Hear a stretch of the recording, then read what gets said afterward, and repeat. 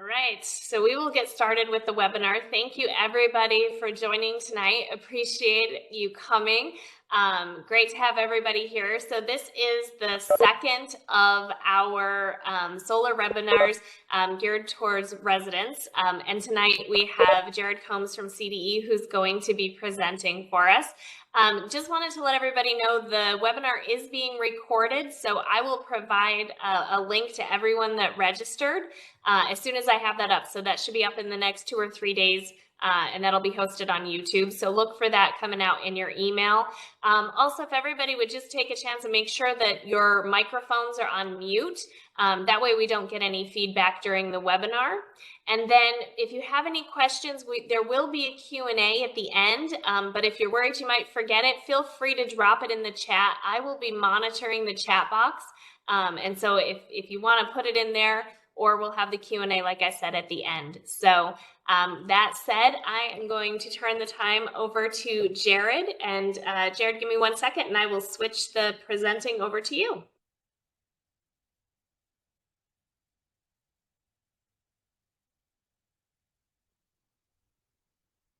There you go. You should have access now.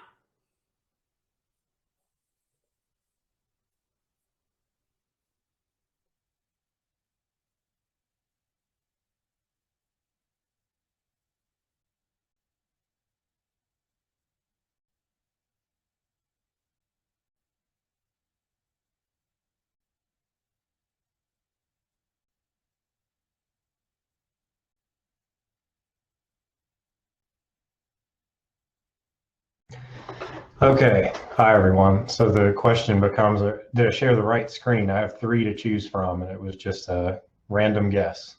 Okay, good. We're off to a good start. So I'm Jared. I'm a business intelligence analyst for the Clarksville Department of Electricity, and I appreciate that you've all carved out some time this evening to talk with me about something that I find very interesting, which is residential solar power economics. So we have some folks on the call. I believe we'll have folks on the call from both CDE Lightband and Cumberland Electric Membership Corporation. So when we get to the questions portion, if there's something that I haven't covered in the slides, we can still take questions about other DER matters, programs, things of that nature. Invited John Jackson, who's sort of our expert on TVA programs, to cover those types of things that I might not be up to speed on. But for the economics portion, we're going to keep things at a very conceptual level. So just sort of talking in general terms about the things that need to be considered when you're looking at the financial proposition of installing solar panels on a home or for a small business. We will have some specific numbers from some models that we've run in the software that we'll be talking about. But I do have to make this disclaimer that those numbers aren't intended for use in any financial decision-making processes. This is more about the concept, the methodologies, and then we would want to take these methodologies and apply them to your specific scenarios. If you're one of our customers, you could call us. We're more than happy to work through all of these steps for your specific home. And then I also wanted to point out that while we're talking about solar panel economics or distributed energy resource economics, there are reasons that are not based in economics for investing yourselves in renewable energy or for utilities investing in renewable energy. And so I've cited a few sources. This isn't something we're going to get into, but there are health benefits, there are global economic benefits. Most of these come as the consequences of decarbonization. And so I thought that was worth mentioning, even though it's not the subject matter of the presentation. So just starting out, if we're curious about installing solar panels for my home, I would probably visit the TVA's website if I lived in the Tennessee Valley and I was interested. And so at tva.com/energy/Valley Renewable Energy, you'll find a whole lot of resources, information about current projects that TVA is doing internally to decarbonize the electric grid, information about programs they offer to Valley residents who are interested in distributed energy resources, and then also calculators for estimating the value of solar panels on your home or at your business. And for our purposes tonight, calculators are interesting topic. So TVA has some. The one that I like best, I think, is PV Watts, which is a National Renewable Energy Laboratory tool. It's very simple, as you can see it being demonstrated here. You answer a few basic questions about the type of array that you're considering, and then I think 5 or 6 clicks into this website, you can get some modeled data, some estimated kilowatt hours and dollars of energy saved per month. We see that here. But this is limited. A lot of online calculators work this way. And what we're going to talk about today is how we might take that a step further and some other things that I think really do need to be considered. So on the same website, you can actually navigate to this All NREL solution, Solar Tools tab at the top right. Click on SAM, which stands for the System Advisor Model. And this is software that you can actually download. It's free, but it's a desktop application that models solar arrays. And it can be as detailed as you like, down to the configuration of the strings and the solar array you're considering and the manufacturers of the panels. So it allows for a lot more detail in the models. And then from the outputs, we get a lot more fidelity. So we're not going to talk about how to use SAM. There's some very good resources online already from NREL, training materials for how you can learn how to use SAM and create models of your own. I just wanted to point out that this is what we use when we talk about solar economics, and this is what I've used to come up with the data that we're going to look at for the presentation. So out of those models, we can get some really interesting things. First of all, on the left-hand side, we can know for a 6 kW array, which is the average size residential solar array according to the Berkeley National Laboratories Tracking the Sun report. We can know for a 6 kW array about how much power will be produced every hour of the day for the summer months. And then on the right-hand side, we can see the same numbers for the winter months, 6 kW array. And it's interesting right out the gate that you got slightly lower electric generation in the winter months. That's expected maybe.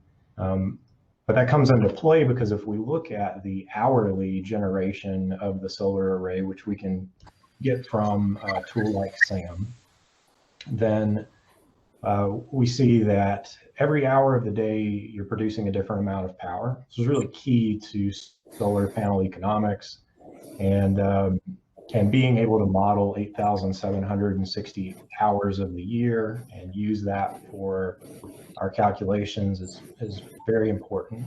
So one overly simplified way of looking at this, I think, and this is essentially what you get from a lot of online calculators, is you could take these 8,000 kilowatt hours that this solar array may have generated, and you can take the resale rate for power, which is currently about 9.5 cents per kilowatt hour.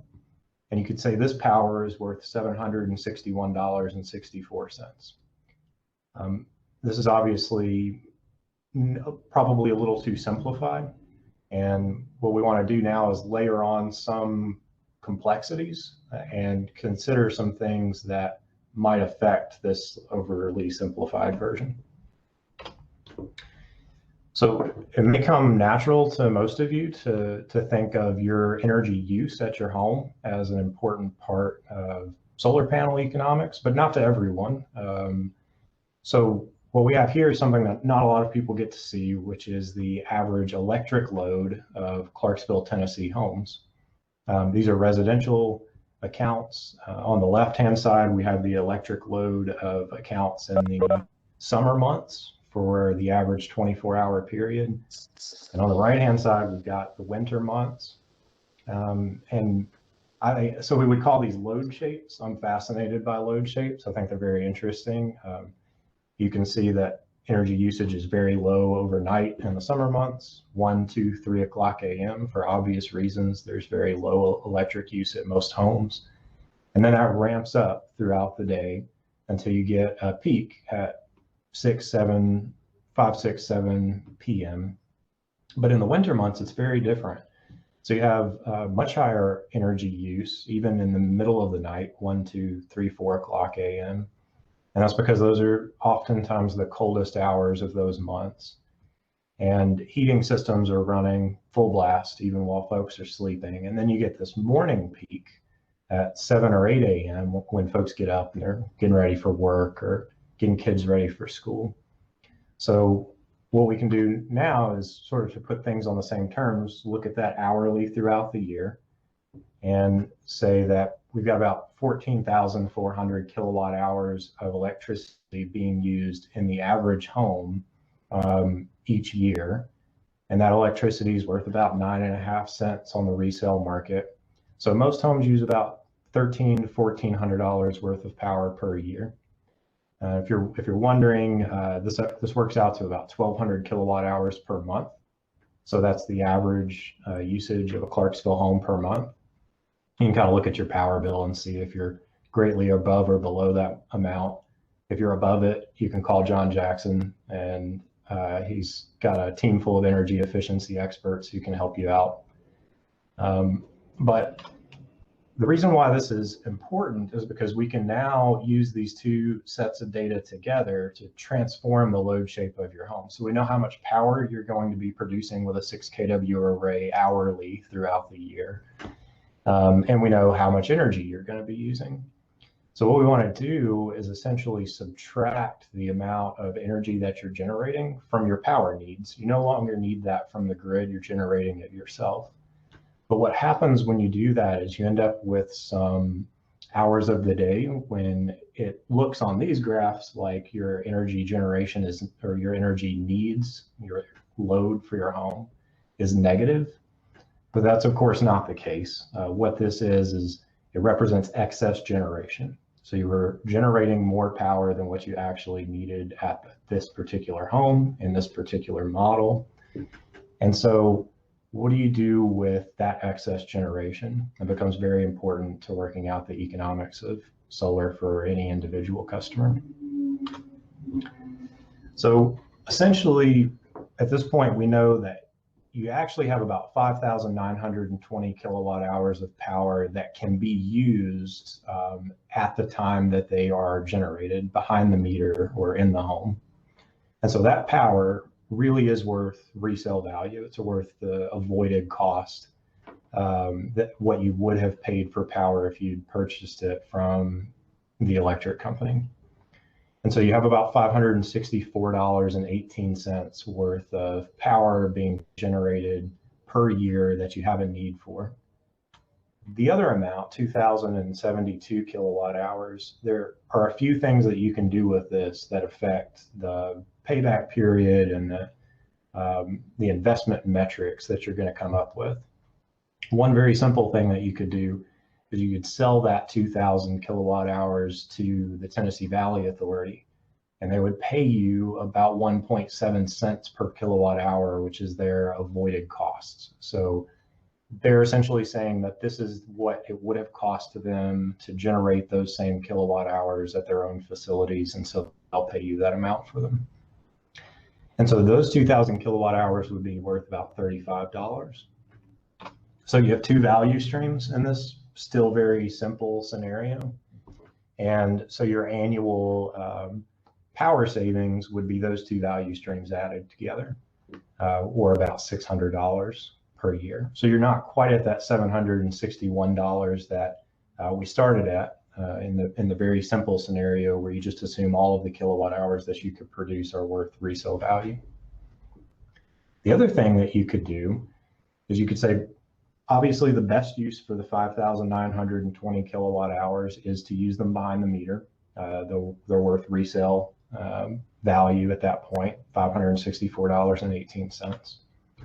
But for the 2,072 kilowatt hours of excess generation, you might consider storing those in a battery and then using them at some later part of the day or overnight when you have a need for them behind the meter. And so at this point, to oversimplify things a bit, you might say that the battery is not perfectly efficient, but most batteries nowadays are pretty efficient, about 85%. And so you put them in the battery and then you get 85% of those kilowatt hours back out to do something with them at a later time. So you have to reduce that 2,000 by 15%.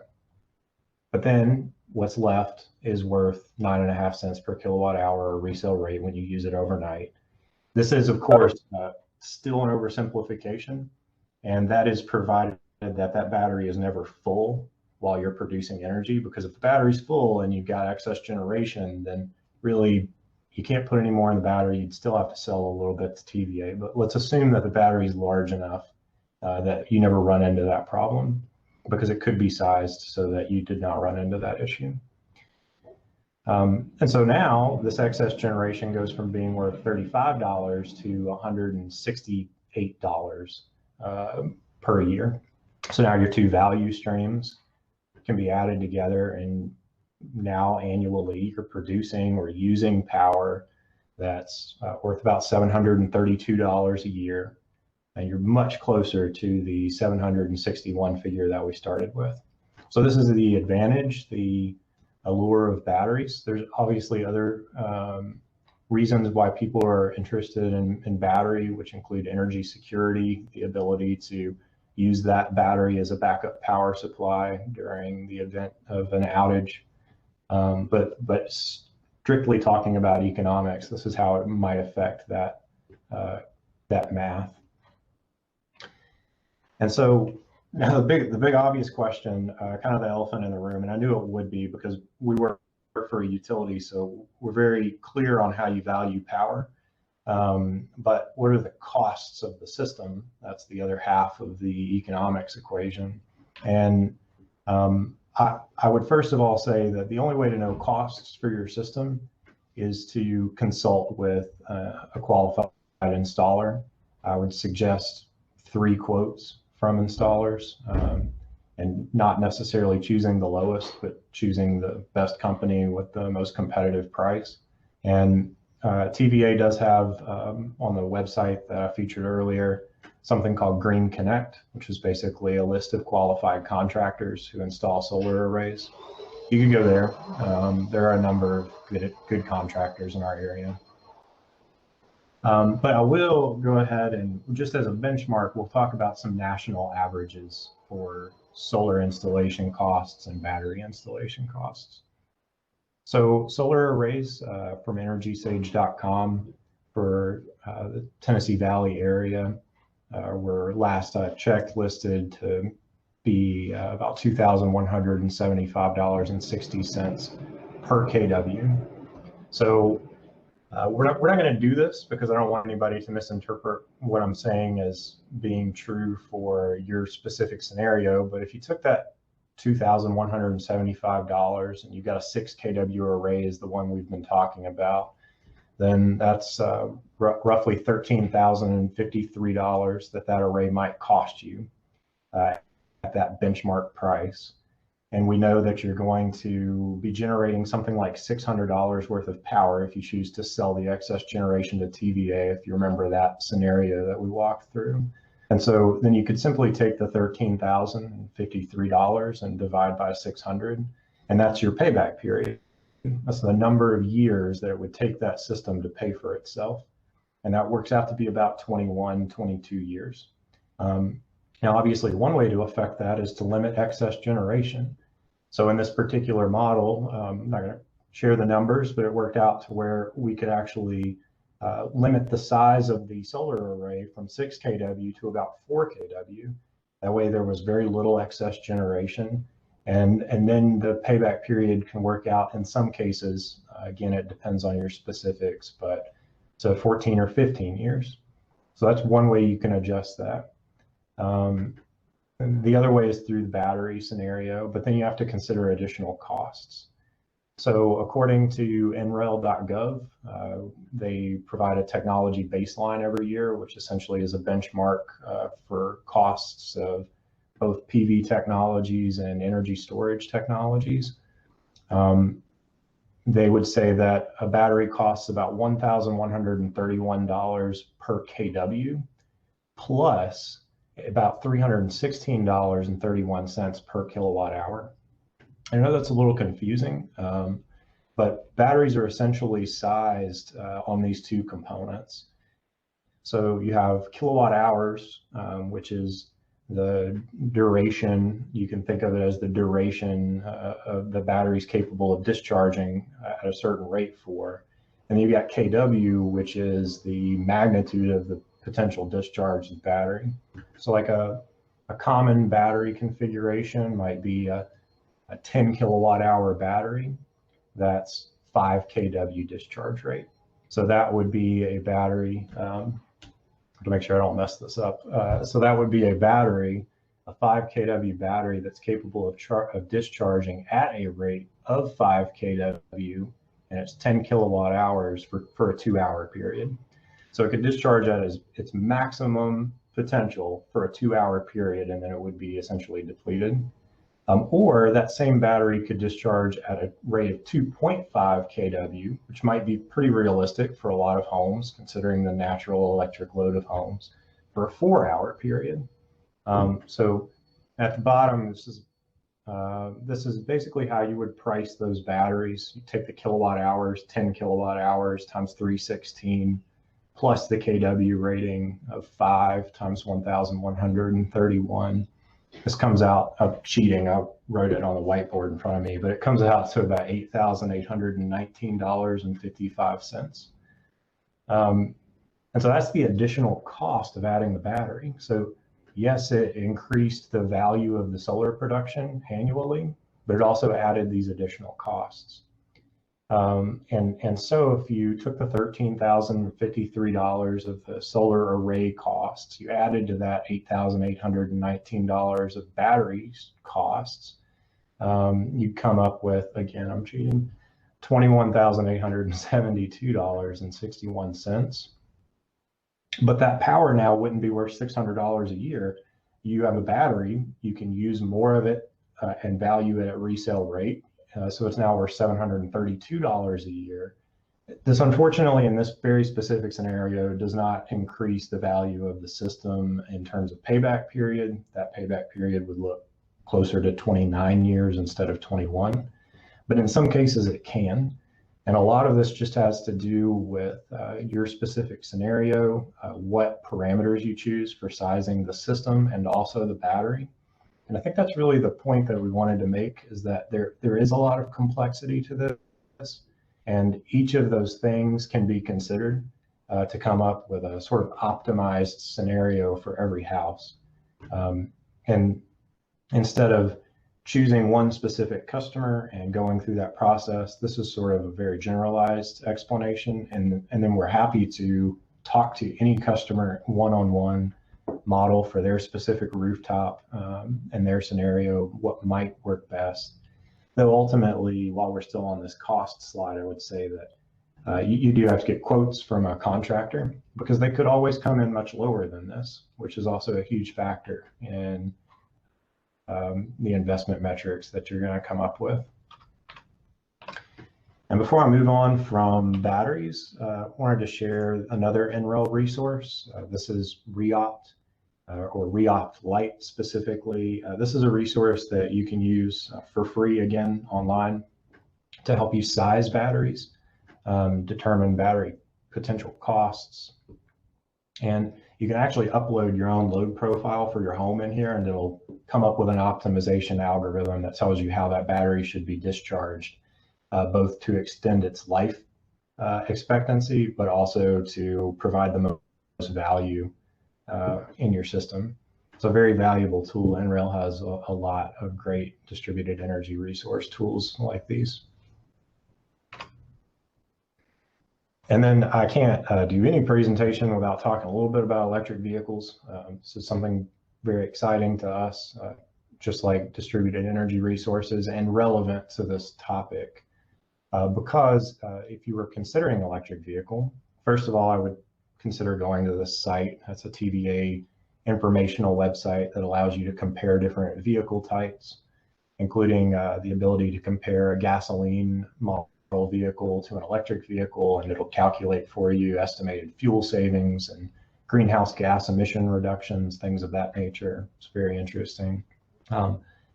But the other consideration is if you're looking at possibly adding an electric vehicle in the future and you're thinking about solar panels, then you're going to be adding electric load to your home. And we can actually share with you, thanks to some data from, again, another Lawrence Berkeley National Laboratory study, I believe. This is the amount of power that the average Clarksville customer might expect to have added to their electric use, both summer and winter, if they owned an electric vehicle. And these are averages from a group of about 350 electric vehicles that were monitored for a period of over a year.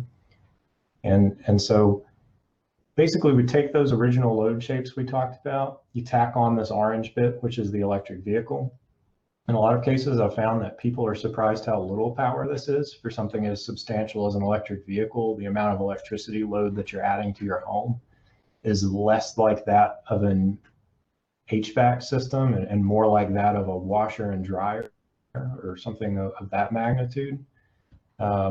So they are very impressive in that regard, but for our calculations, we do need to add this to the electric load and then simply start back at square one, assuming this is your new electric load, walk through all of the steps again. So I might have blown through that too fast. That's usually not the problem for me, but since this is at a high level and we wanted to leave time for questions, I think that's fine. And I've listed all of my references. Any numbers or websites that I cited in my presentation are available here. And I think Carly said she'll provide the recording of this if anyone's interested in any of those resources. And that's, believe it or not, that's it for me. Fantastic. Thank you, Jared. I appreciate it. I am going to open it up. I don't have any questions in the Q&A, so if anyone has questions, please feel free to mute yourself and ask Jared, or if you want to type them in, whatever you feel more comfortable with.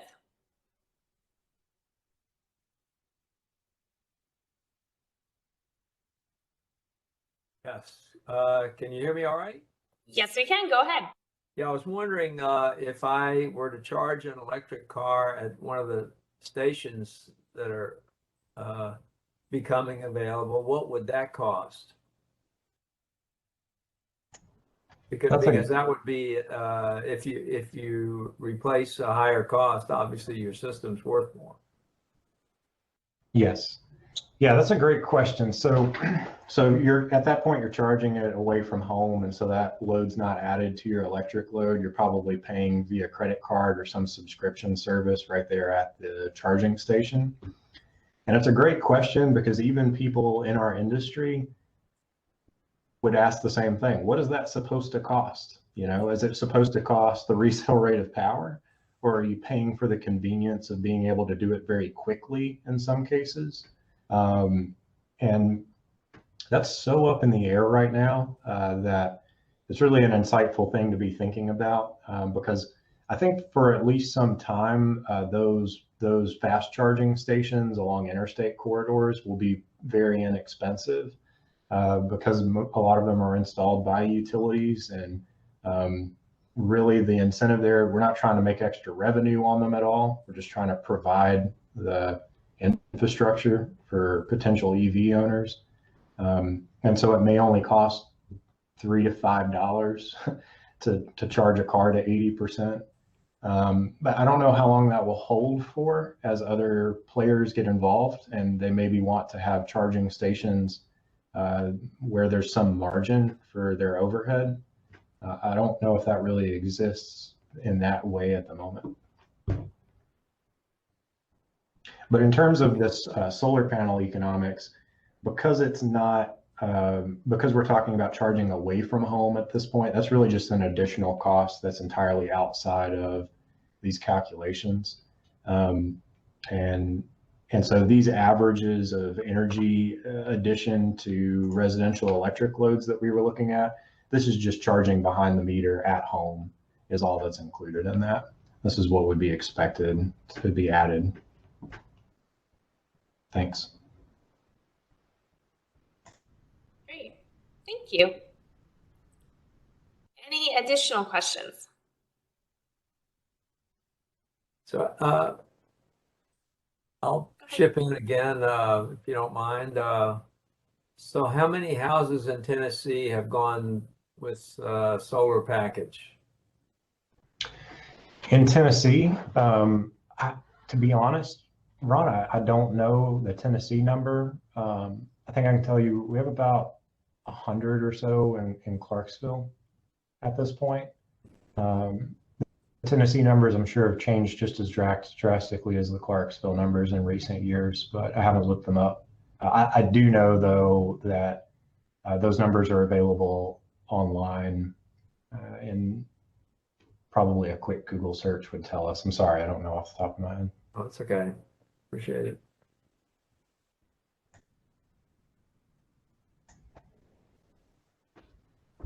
Yeah, thanks for asking questions. Well, I'll ask one more then if no one else is. So are TVA and the utilities trying to make it easier for people to connect to the grid? Is that done, or where are we in the evolution of the connection to the grid?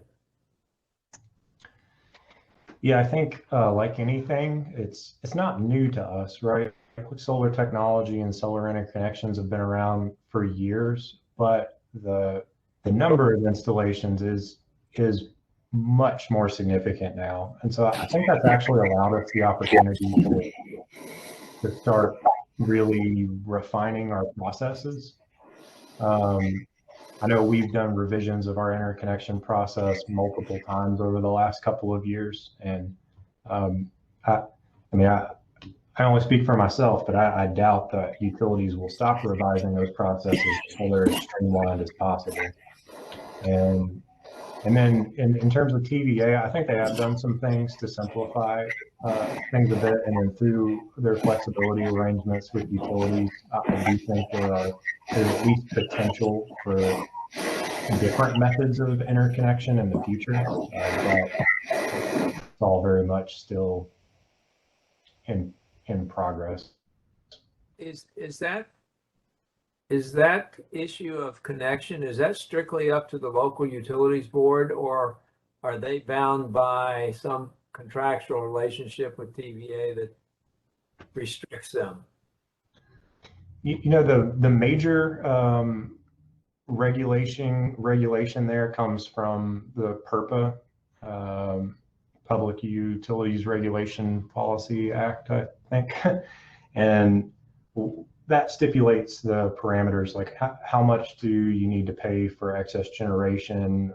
It basically states that there must be a method for interconnection of privately owned solar arrays and distributed energy resources to the grid. And TVA's DPP program satisfies all of those requirements, but it doesn't mean that program can't change and still satisfy those requirements in the future.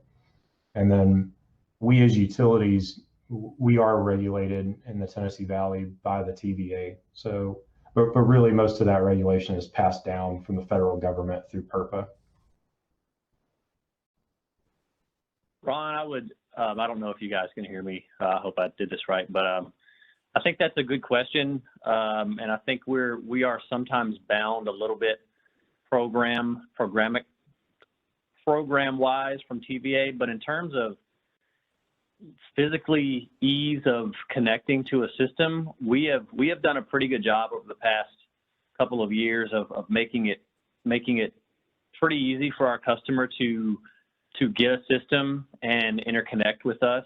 We have 4 pages of documents that the customer and the solar installer need to fill out to give to us. It's based on safety.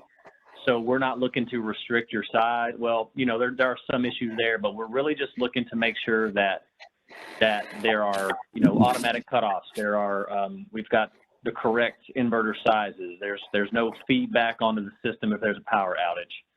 So from an engineering standpoint, and from an interconnection standpoint, we really have tried to do a good job of making it simple. Now that varies. 154 utilities, not all of them are going to be as easy as us. So that just kind of varies across the valley. But we've tried to really do a good job of making it simple. And we want to, we're doing things like this so that we can tell our customers, we want you to contact us before you really start to listen to some of these installers, because we have the data that Jared shared. We can do those cost analysis and give you really unbiased information and give you, and maybe solar is not the right option for you. And we can go over some energy efficiency measures if that's the need as well. Jared, can you hear me now? I can. Yes, sir. Okay, so I was fumbling around trying to figure out how to unmute myself before I finally succeeded. So PURPA, basically, I think one point to make clear to everybody is that PURPA provides a floor. It specifies the minimum requirements that utilities have to meet in terms of interconnection and compensation issues. Many utilities exceed PURPA, but I don't think TVA is one of them. Just to make that point. But I did have a question.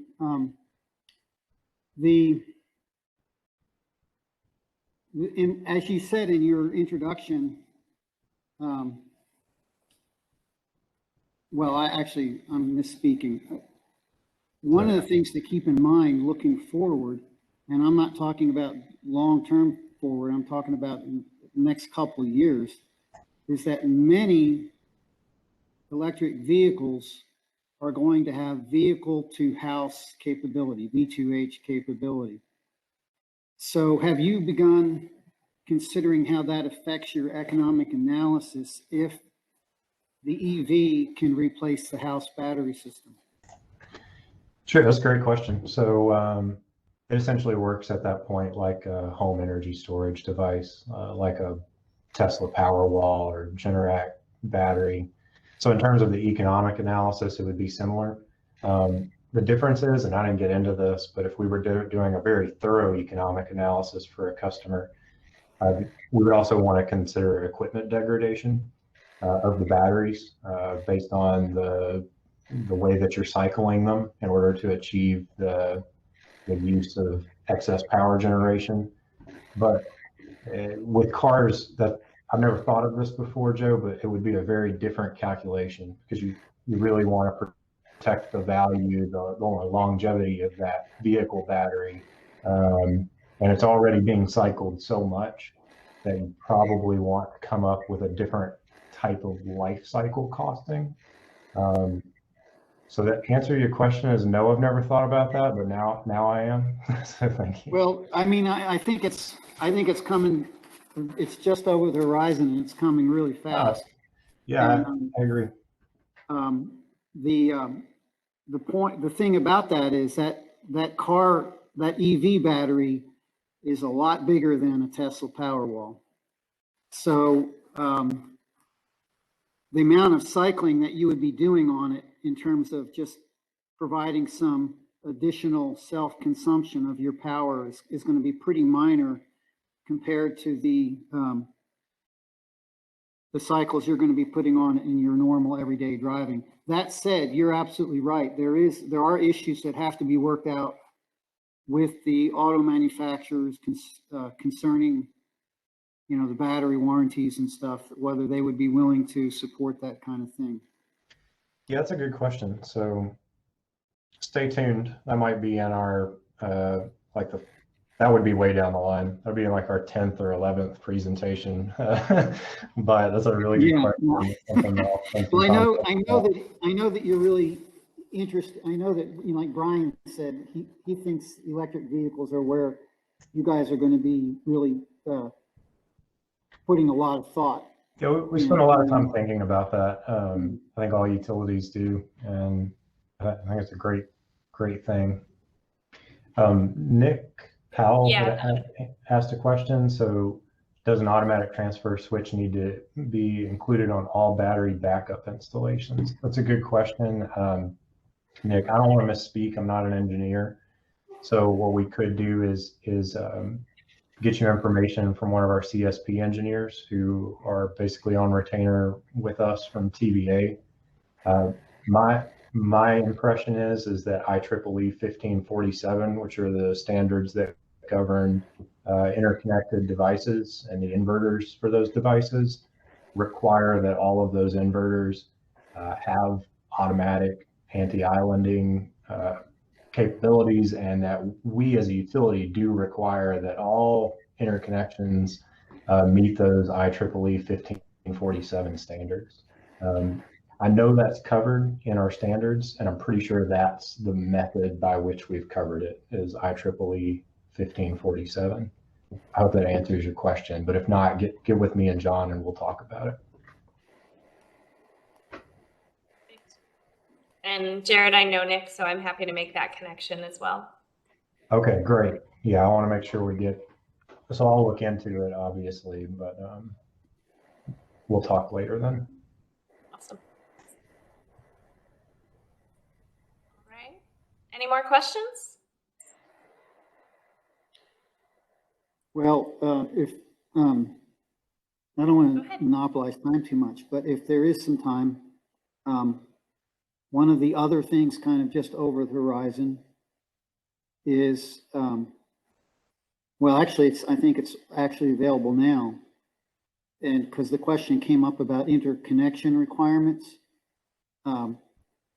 If you compare solar cost in the United States to most other developed countries, our costs are much higher. And a big chunk of that higher cost is what they call soft cost, which has to do with marketing and permitting and inspecting and things like that. And are you guys utilizing or aware of this new automated solar permitting app that has recently been made available? I think it's by Department of Energy, but it's one of the federal agencies. And the idea is solar contractors can just go online and answer a kind of boilerplate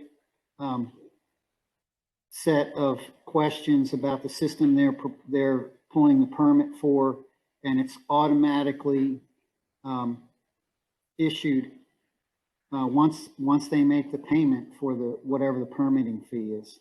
Have you guys heard about that? I had not, but that's a good point. Like if you read the Lawrence Berkeley National Lab comes out with something called the Tracking the Sun report every year, and they sort of update the current costs and trends in the industry, and they separate out how much of the cost is soft costs of different kind. They are significant. Now, the only soft costs that utilities add are not really related to permitting and things of that nature. They're just some additional metering requirements that we have. But I think at this point, our costs add is pretty minimal. But there may be costs on, a lot of times soft costs come on the contractor side. So the contractor charges X amount of dollars for permitting and for working with the utility for the interconnection agreement, and then also for labor and things of that nature. And yet, if you look at the Tracking the Sun report, those are always a really significant part of the total cost of ownership, and the physical costs of the technology have fallen so much. And so you can see year after year the cost of the technology falling pretty drastically, but those soft costs, that portion of the pie, maybe actually reducing some now, but at a slower rate. Yeah, well, one important point about that app is that it's completely free to the utility or the whoever's doing the permitting, whoever's handling the permitting process, like in the municipality or something like that. So a lot of times, entities don't want, they're afraid they're gonna, end up adding additional cost, and Yeah. and this is a completely free, the cost burden is borne by contractors, but they get that cost back in terms of more immediate processing of their application, and it's set up so that any mistakes they make are kind of caught, and they're told, hey, you need to look at this and adjust this, or by the time that permit is cranked out, it has to have met the codes, and there's flexibility for the individual utilities to input their requirements in their jurisdiction. Okay, and Joanne McIntosh actually just provided some more information about that. It looks like it is an NREL tool, so I'll check it out. Thank you.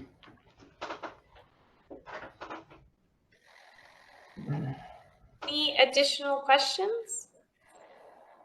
And if not, I just put my email in the chat. So if anybody thinks of a question afterwards, please feel free to email me directly, and I'll make sure that I get it to either Jared or John or CEMC contacts as well, depending on what the question is. So like I said, if you think of anything, email me and I'll get it to the correct person. I'm not seeing anything else, so I think we will go ahead and wrap up tonight's webinar. Thank you, everybody, for joining us this evening, and we appreciate your time. I appreciate the presenters coming on tonight and doing this. This has been fantastic information. And again, we will continue to hold webinars going forward. It's a great way to get information out to the community. So thank you, everybody. Enjoy the rest of your night. Thanks, everyone. Good job, guys. Thank you, yeah.